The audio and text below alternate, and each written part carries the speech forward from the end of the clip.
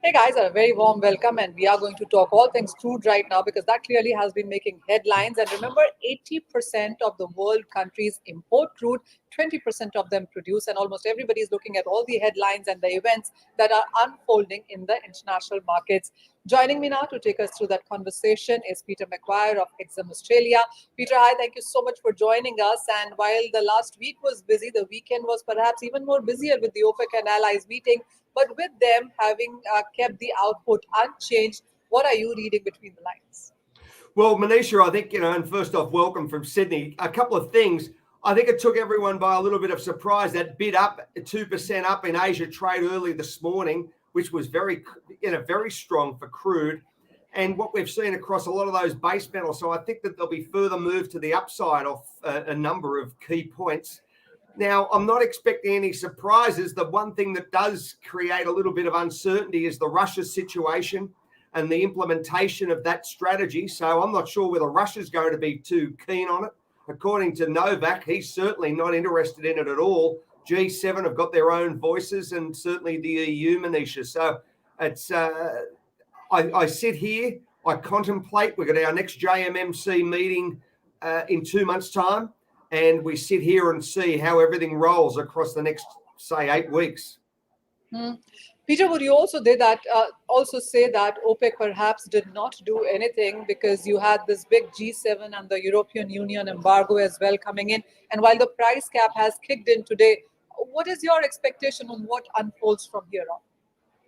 Well, I think the uncertainty, Manisha, as far as does this get up really raise some very, very negative views internally within Russia and how they're going to retaliate. I don't think they're going to sit there with their hands, and just say, well, okay, that's the deal. So I'm expecting some fireworks to start, and I won't be surprised as far as how they maneuver this, whether it's going to be, payment in gold. We're going to see return to the ruble. What's their strategy going to be? Because they hold a lot of the key components. We understand their very, very strong relationships with OPEC Plus, and certainly with the Saudis and all those key Middle East countries. So, Manisha, it's as a trader, I think it's going to be dynamic, and I think we're on a bit of an upward tilt as far as pricing. Oh, well, yes, Peter, we all know what OPEC plus and what that plus means in OPEC plus. It's majorly about Russia there. But, there have been various reports suggesting that even if Russia does not retaliate in way of crude, which could be a case, it also could be in case of other commodities, whether it's palladium or nickel. And do you think Russia would go that far? Well, exactly, Manisha. They hold a lot of key components to this equation. And the storyline is, as you've mentioned, the base metal story. You've also got from an agricultural standpoint. So there are many different ways that Russia can retaliate, and how we are to sit through this and observe it. So it's the ball is in their court, and how they decide on playing that ball is very, very much, I think, a wait and see from consumer land, and certainly from a government perspective across EU and certainly the world. How are you looking at India's position in all of this? Because we do understand that the price cap is at $60. The Russian Ural is trading at $66, $67. And India is anyways importing at a discount right now. How would you look at the Asian consumers for Russia, whether it's China, India, and the others? Well, a couple of things. I'll take a focus first off on China, Manisha, because we all understand that it's coming out of that lockdown mindset, and you've even had testing facilities in Beijing that have been removed in the last day or two. So they're really saying, well, it's Omicron, not too much to worry about, and they're ending their requirements. So that means that it's pretty much game on for China if you say that over this next 2 months as far as a lead into Lunar New Year. So it's going to be a strong demand picture. I would say bid up. We've seen 16% up in the last week for iron ore, and a lot of the base metals I think will be bid up as well. And that will take a big tide will fill all boats, and I think that crude will play into that as well. So as far as India is concerned, Manisha, you could see higher prices from here. Okay. And finally, no conversation is complete without understanding on where are we headed in sense of prices then. I know 14 December is going to be an important event in sense of the US Fed meeting, but would you say all of that has been factored in already? Well, I think so. I think, everyone's more or less hand on heart that it's going to be 50 basis points from Fed Chair Powell. I saw that non-farm payroll come out on Friday evening, or Friday our time, which was evening, Saturday morning at about 266,000 read, which was relatively strong considering.